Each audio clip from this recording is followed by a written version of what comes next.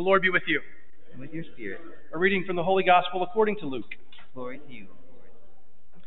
The shepherds went in haste to Bethlehem and found Mary and Joseph and the infant lying in the manger. When they saw this, they made known the message that what had been told them about this child. All who heard it were amazed by what had been told them by the shepherds. And Mary kept all these things, reflecting on them in her heart. Then the shepherds returned, glorifying and praising God for all they had heard and seen, just as it had been told to them. When 8 days were completed for his circumcision, he was named Jesus, the name given him by the angel before he was conceived in the womb. The Gospel of the Lord. Thanks be to God. Praise to you, Lord Jesus Christ.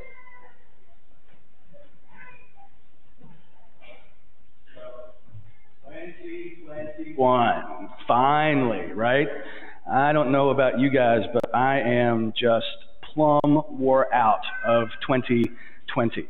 And I'm tired of hearing about it. I'm tired of talking about it. I know everybody else feels the same way. But I think we're mistaken if we think that just because one day changes, the clock rolls over from December 31st to January 1st, everything's going to be different. If you like that, if you think that's what's going to happen, more power to you, right? I think you've got a positive attitude that goes beyond all of my limits. It's just been so much. It's been so hard, and I know it's been so hard for so many people. Just the amount of difficulty, one thing after the other, between sickness and racial strife and political strife and worldwide strife. It's just been, I think, so much so that people are just about to kind of burst, and they're looking for anything, right? We're looking for anything to hang our hats on, just to get us, to make us feel a little better. Just like if we get to a different number at the end of the year, things are going to be great, right? But again, whether or not that's going to happen, I don't know. But the one thing I do know is that there was one day when everything changed, right? And that was what we celebrated a week ago, yesterday, I think it was a week ago, whenever Christmas was, right? We celebrated the birth of Jesus. And we're still hearing part of that, right? We hear that, talked about here today in the gospel. And what a great thing it was that the shepherds were able to come and share what they had been told by the angels. And then Mary had, of course, had her conversation with an angel. Joseph had his dream with an angel. So all these parts and pieces are coming together to prepare Mary and Joseph for what was about to come. Because what was about to come isn't all unicorns and rainbows for them, right? Over the next little while, after Jesus gets circumcised, what are they going to do? They're going to go on the run because the king is trying to kill their child. You think you got it bad? Imagine there's one person who's got every soldier in person out in the land looking to kill one of your kids. That's pretty stressful. That's pretty full of strife.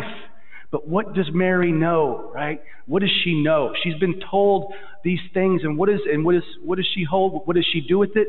She holds it in her heart, because she knows that is what she is going to need, right? She knows that she's going to need the strength that has been called upon and been promised to her by God through all these angels, through all these, and through the shepherds, through myriads of different people interacting in their world, doing many different things that they don't necessarily understand how they work or why they work, but they understand that they're a part of something bigger, right?